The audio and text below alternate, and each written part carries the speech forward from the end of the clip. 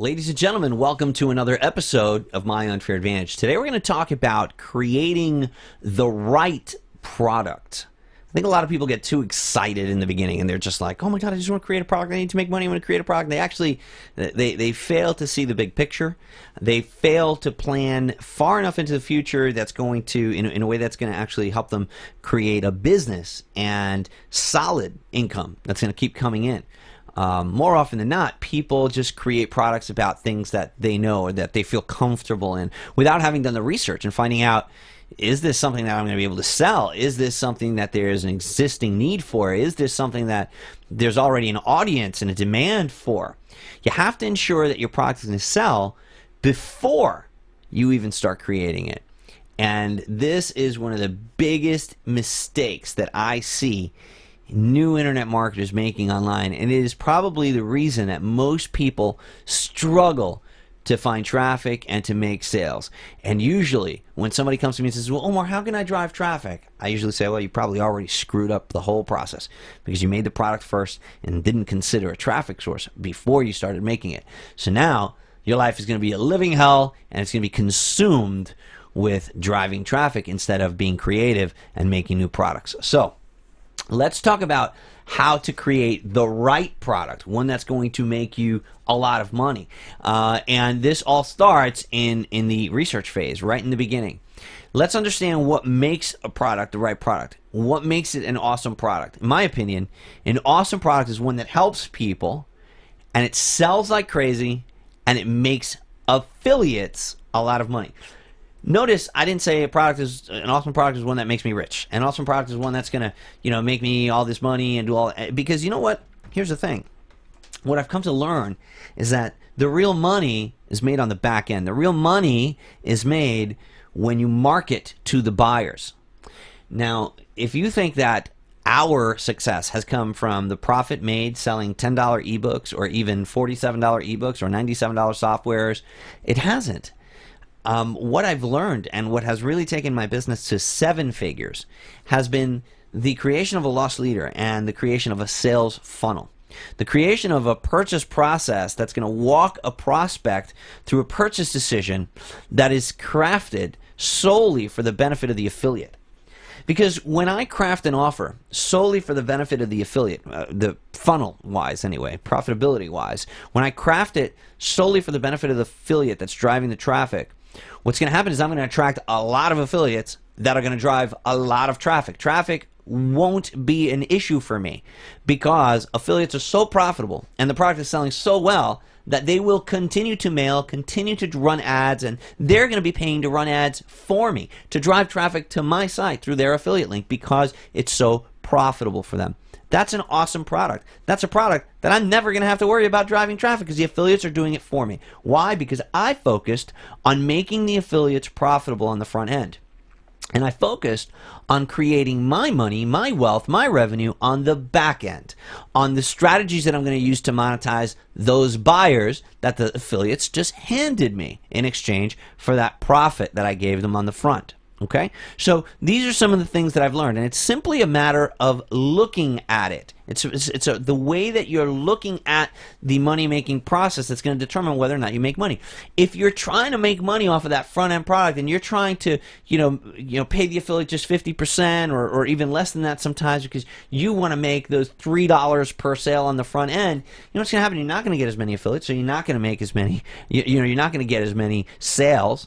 And then now you're like, oh crap, I didn't make enough sales. Okay, well let me try finding customers. Now you're out there finding customers instead of finding affiliates, which again is the wrong mentality because an affiliate brings you hundreds of customers. So instead of going out there and trying to bring one customer at a time to your website or to your product, which you shouldn't be doing to begin with, because driving traffic sucks and it's a time waster.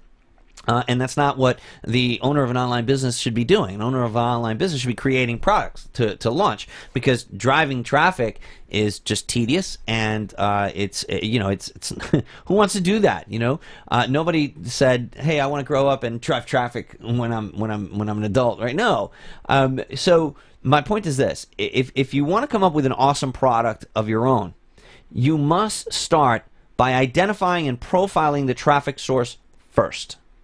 Failure to do this will land you in trouble later. I can't stress this enough. I'll say this to newbies right in front of their face, and they'll turn around and still go and create a product that they like or that they think will sell or that they think, and then they come back to me like, oh my, well, how do I drive traffic now? Well, you don't know, you don't drive traffic now.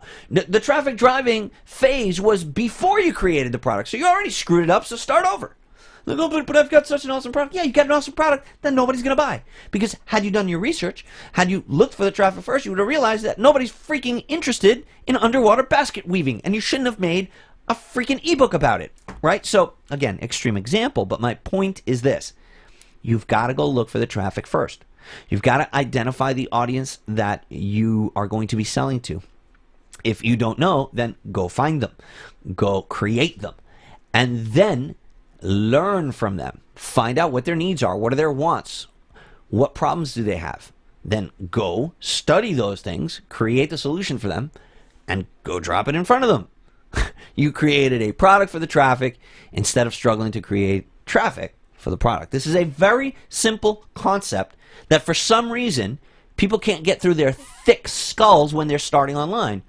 And they always end up coming back to me, oh, I don't know what to do. Freaking internet marketing sucks, man. Yeah, no, it doesn't. You're just not paying attention.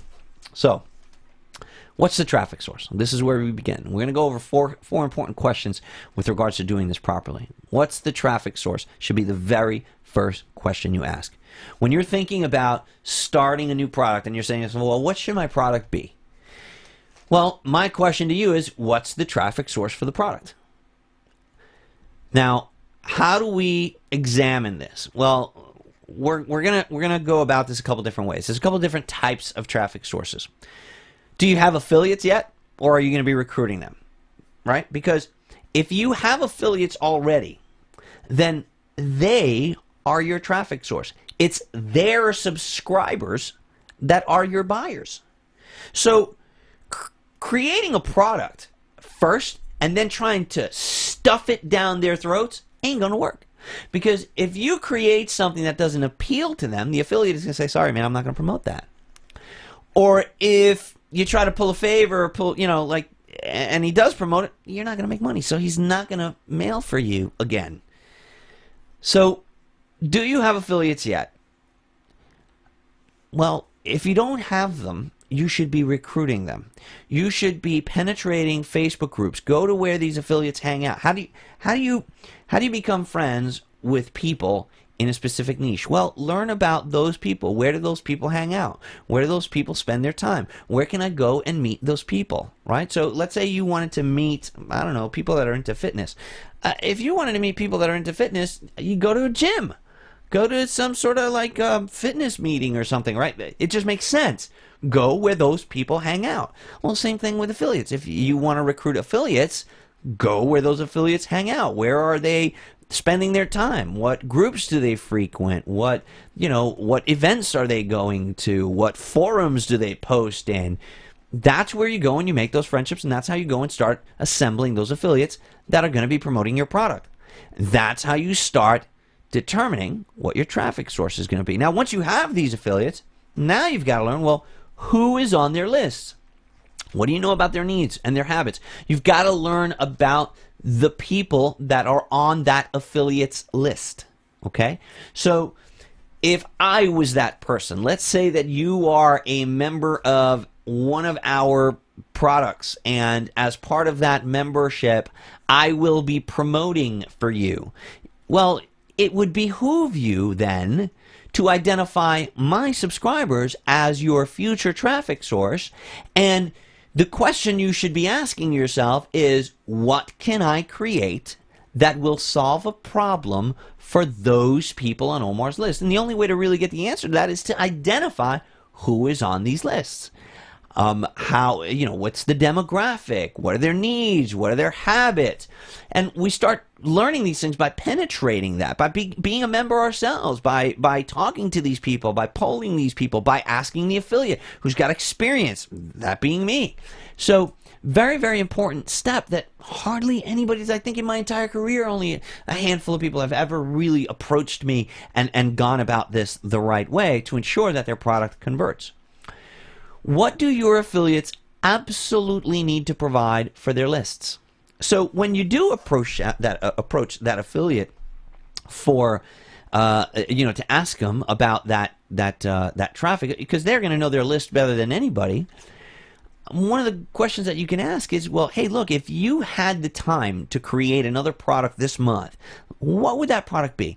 If I could take everything else off your plate, what's the product that you wish you could create for your people, but you just don't have the time to? He's going to tell you what to create right then and there. He's going to tell you what you can go and make that's going to sell awesomely for his people. He's going to tell you. He's going to tell you. And you'd be an idiot not to follow it if he's your affiliate.